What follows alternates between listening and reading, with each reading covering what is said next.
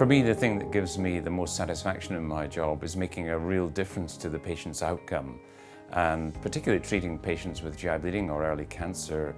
That gives us as gastroenterologists the ability to really impact on patient care and for a positive outcome for our patients. I've been working in Glasgow Royal Infirmary for over 30 years now as a consultant physician and gastroenterologist. Well, I think for me, Hemospray is making a big impact on patient care, and over the last 6 years, it's now become a routine part of our practice. We will not begin a challenging or even a routine patient with GI bleeding without at least having the nurses ready and the Hemospray available. It very much fits into our algorithms for managing patients with upper GI bleeding. Recently, I had a patient where I thought there was significant benefit from the use of Hemospray that exemplifies exactly what I've just described.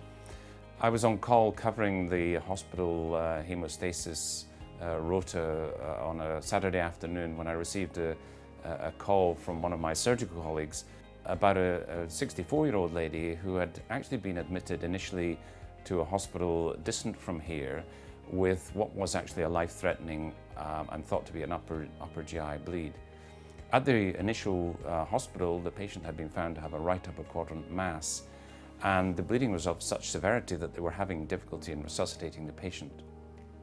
Now, they had carried out a CT angiogram that localized the bleeding point to a 17 centimeter mass, which was abutting on the medial wall of the duodenum. It was unclear where that mass had arisen, but the patient was transferred here, as is common practice, for more definitive therapy.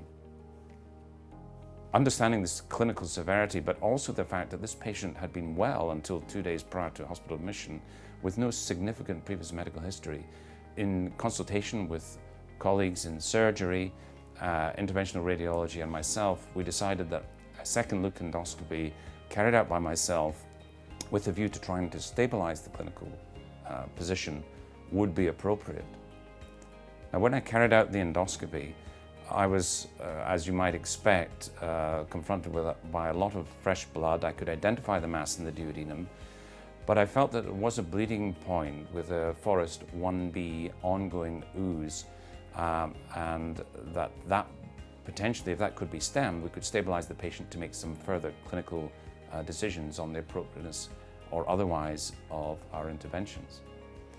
At that point, I realized, due to the anatomical location of the lesion, but also the fact that it would be very difficult to use our established hemostatic modalities, that Hemospray offered the best option for this patient. So I applied the Hemospray in the standard manner and almost immediately realized that we had achieved hemostasis. And that was twofold. Firstly, clinically, I could see that we had stemmed the blood flow.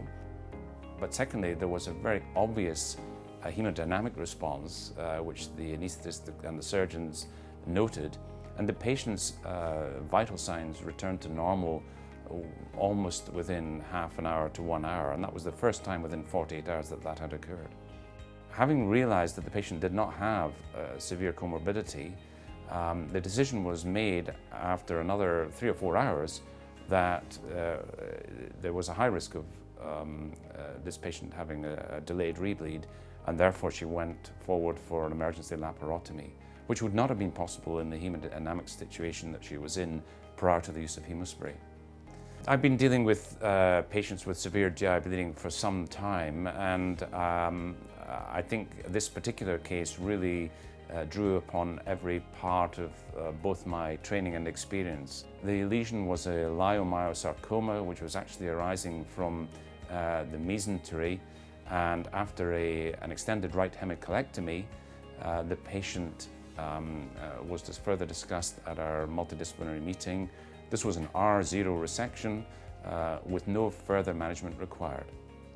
Ultimately, this patient has come in with severe life-threatening bleeding, and we've managed to intervene to stabilize the situation from what would otherwise be a critical position with an excellent outcome, and the patient has now been discharged back to her family.